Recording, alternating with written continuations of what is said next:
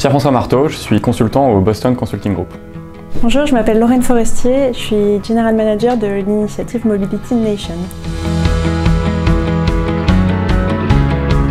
Alors a priori, on oppose assez souvent mobilité et empreinte carbone positive, mais aujourd'hui on a beaucoup de solutions qui permettent à la fois d'utiliser des moyens de transport qui ne polluent pas, que ce soit l'offre de vélos et autres trottinettes qui se développent, ou la voiture électrique pour des déplacements plus longs. Et on a aussi des outils en termes de politique publique qui permettent d'inciter les gens à prendre ces modes. Donc si on arrive à avoir la combinaison des deux, l'innovation et les politiques qui vont dans le bon sens, a priori c'est conciliable. Moi, je vois deux principaux enjeux pour la mobilité de demain. Le premier, c'est de renforcer une offre de transport public qui soit bien calibrée par rapport à une demande de plus en plus dense en centre-ville et de plus en plus diffuse dans les territoires un peu plus lointains. Et ça passera par l'utilisation et la compréhension de l'importance de l'utilisation de la donnée pour pouvoir arriver au bon équilibre entre une offre de transport qui réponde à la demande mais qui ne fasse pas trop de trafic par exemple sur les routes et qui permette à tout le monde de se déplacer.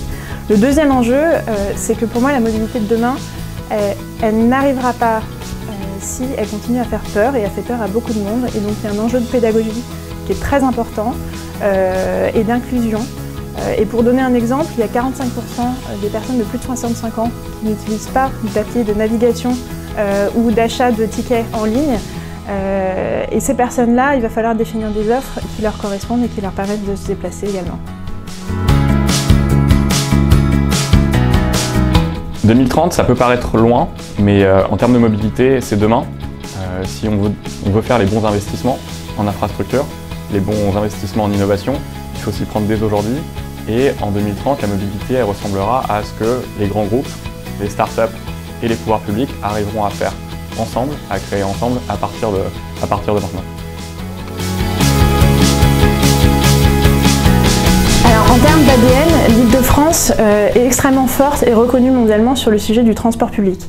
Il y a 87% des Franciliens qui habitent à moins de 2000 km d'une gare, c'est très fort. On a également un besoin qui est important parce que le transport de marchandises va exploser, la livraison du dernier kilomètre, ça va multiplier par 2 dans les 10 prochaines années. On a un tourisme qui est exceptionnel, 50 millions de touristes par an en Île-de-France, c'est à peu près 10% de plus chaque année. Et pour ça, on a un besoin énorme, et puis en plus on a une topographie dans la ville, qui est un peu dans la région qui est un petit peu particulière, parce que dans les centres-villes, on a des centres-villes un petit peu alambiqués, et on a des zones urbaines larges qui sont beaucoup plus diffuses. Donc là-dessus, l'Île-de-France a vraiment une carte à jouer sur la définition du transport de demain. Mais ça se fera, je pense, à deux conditions. La première, c'est que l'innovation, elle accroche, notamment avec des startups qui innovent sur des sujets industriels qui sont des vrais problèmes industriels, avec des business models qui sont durables et qui peuvent tester leurs innovations et leurs nouvelles offres de transport dans ces écosystèmes qui sont assez complexes. Et la deuxième chose qu'il faut pour y arriver, c'est la prise de conscience des transports publics de la valeur de l'information, de la valeur de la donnée, parce que tous ces nouveaux modes de transport, il va falloir quantifier leur impact, il va falloir comprendre leur valeur pour pouvoir définir les plans de déplacement de demain.